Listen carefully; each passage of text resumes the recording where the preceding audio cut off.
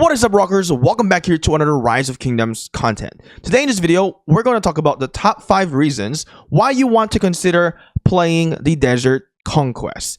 We've got about 9 days remaining as we are creating this video. So we have played a good and significant amount of the Desert Conquest, and today I am going to give you my opinion about the Desert Conquest.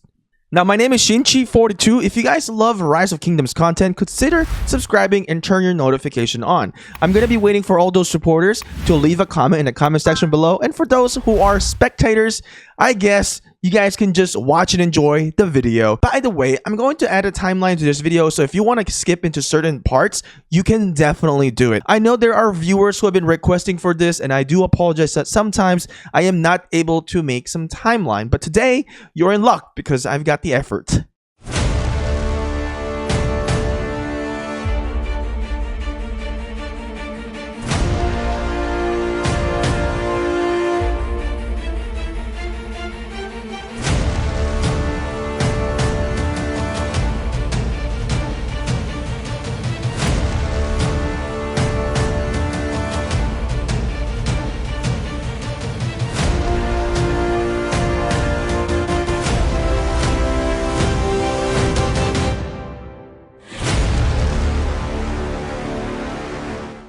Number 1, why you want to choose the Desert Conquest? Well, first of all, when we chose this Desert Conquest here in 1412, I was giving out my opinion to the leadership, and I said, you know what?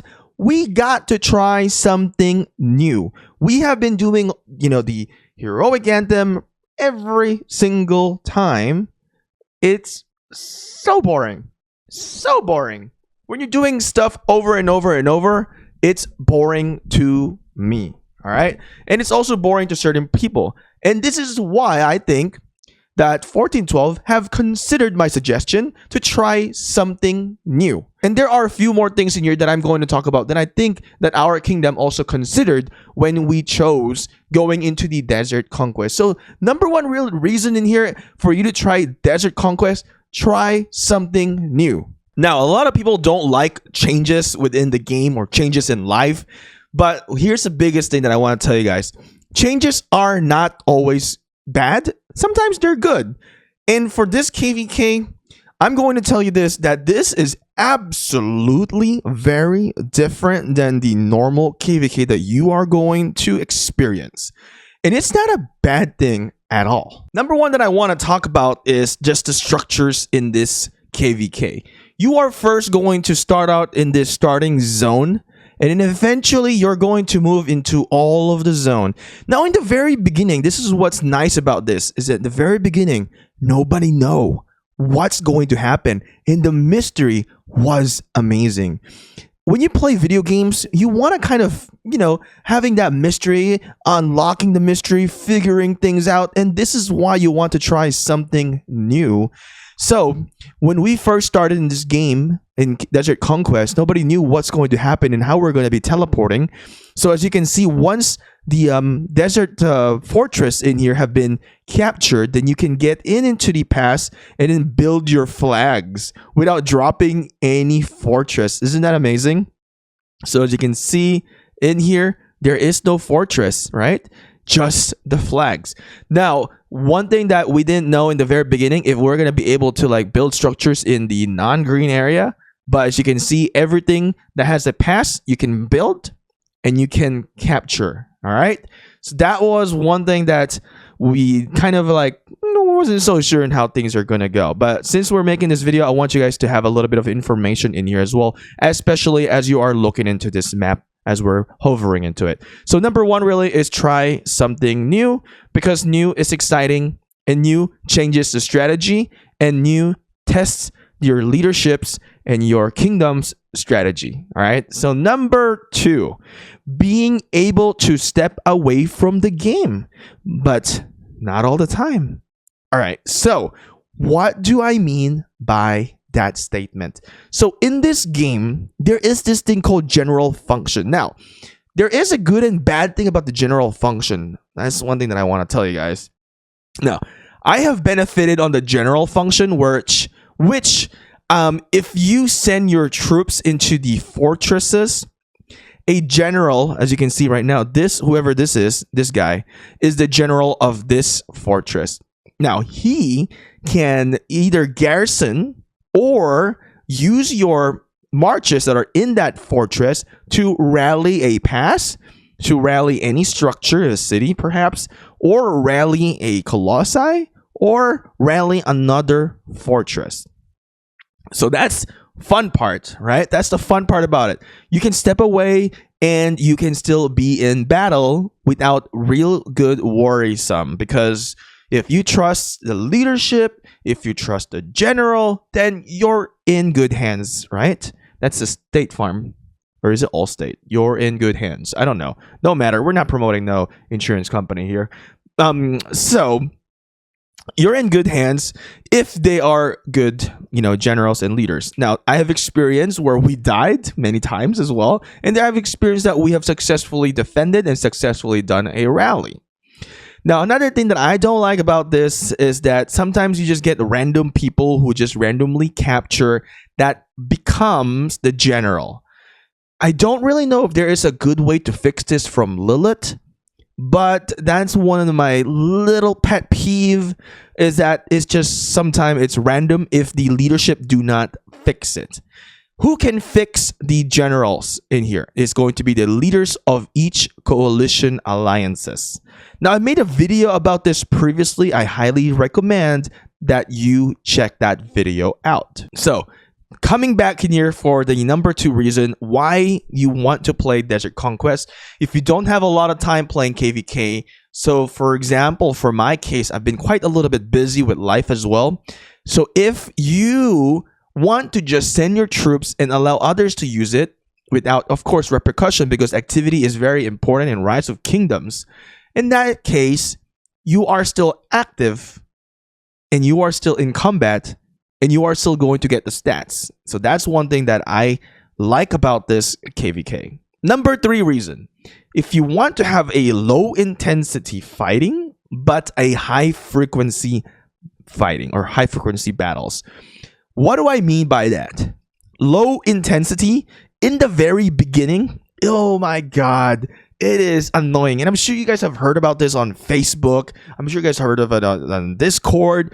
Like people making memes about it. People making fun about the Desert Conquest because you have to march 40 minutes, 1 hour sometimes. But depending on the matchup, since we had a very dominant kingdom or dominating kingdom, our matchup were a little bit kind of unfavorable to our opponents.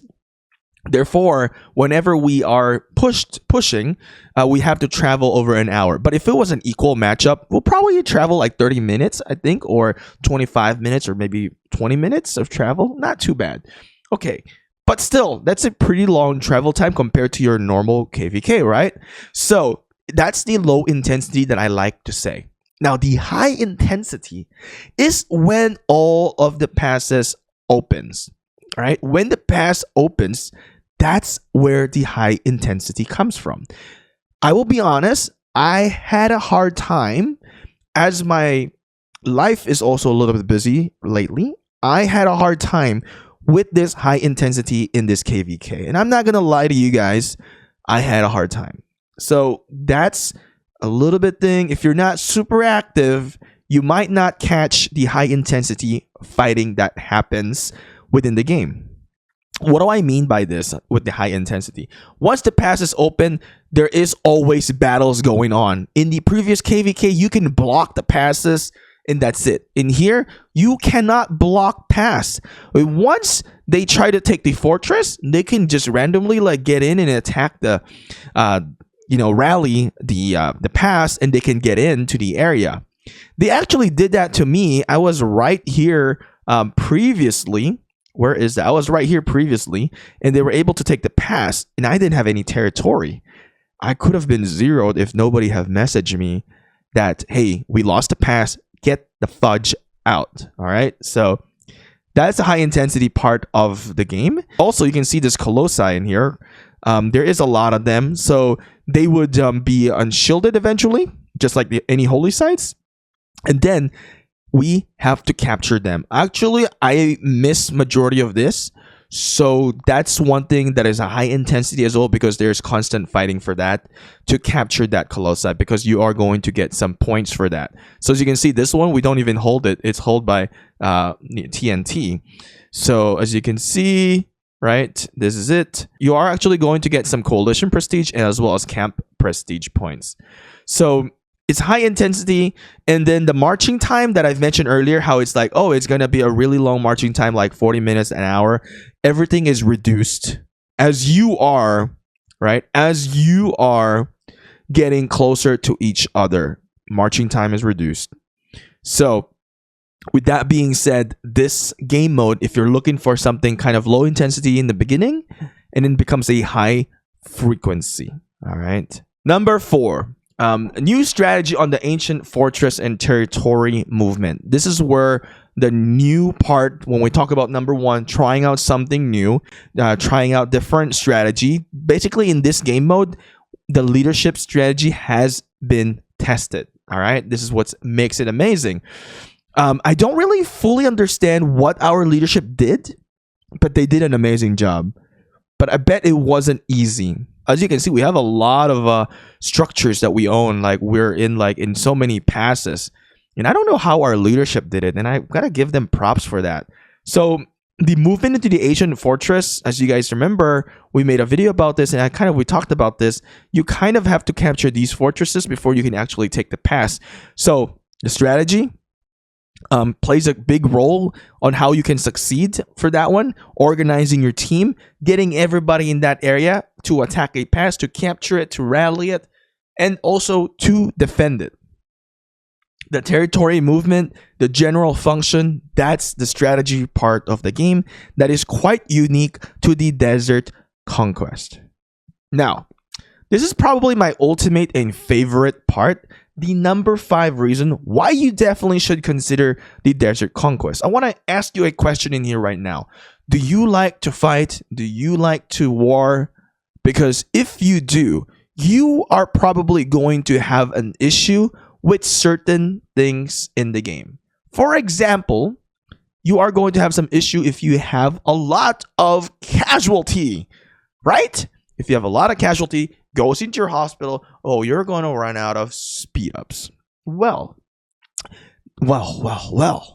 In this game mode, they have this thing called healing potion. With this healing potion, you can click it like this. As you can see, my resources and speed up have been cleared. So if you are struggling with some of the resources, you're struggling with the speed ups, this is going to be a really good, I would say, recovery KVK. All right. So the Desert Conquest is a low intensity, but a high frequency.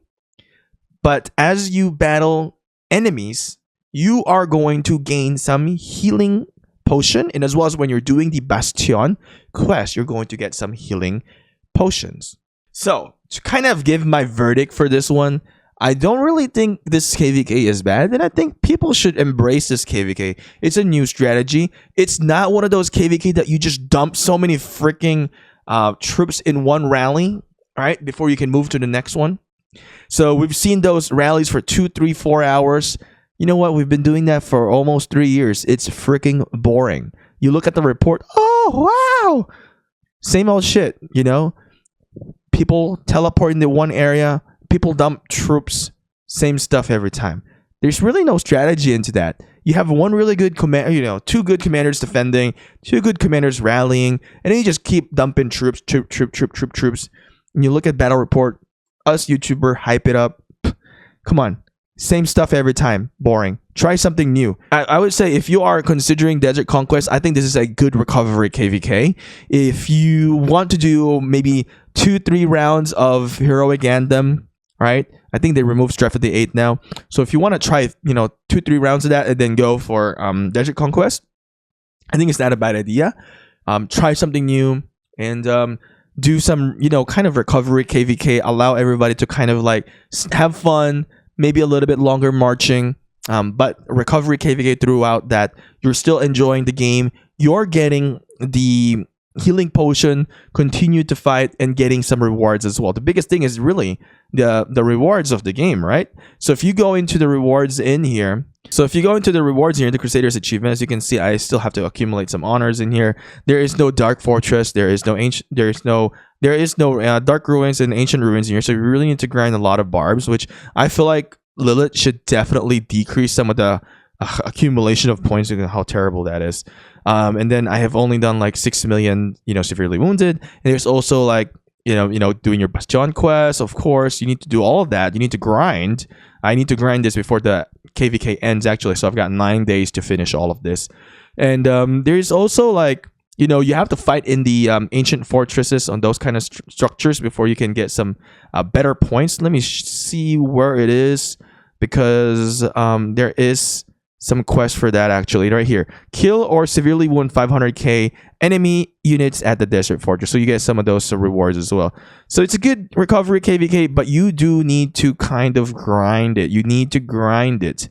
Oh, what is this? A symbol of glory available only to alliances to achieve victory at the Lost Kingdom, can be viewed by alliance menu once earned. Oh, this is pretty cool. So we're probably going to get this. I'm going to get a mark or a conquest coin, and I'm going to get 3 legendary commander sculpture. But yeah, for me to really maximize all of this, I really do need to accumulate my individual honor points. It's not that hard. It's like 30k, definitely achievable. I just need to a little bit grind into it more. So with that being said, we talked about the 5 reasons why you should consider playing Desert Conquest. It's not bad. It's not bad as what people say it in the social media, like in Facebook or whatever, Discord. Try it for yourself and see it for yourself, and then you can tell me in the comment section below if you really hate it. I think it's not bad at all. Anyway, rockers, thank you for watching. I will see you guys again next time.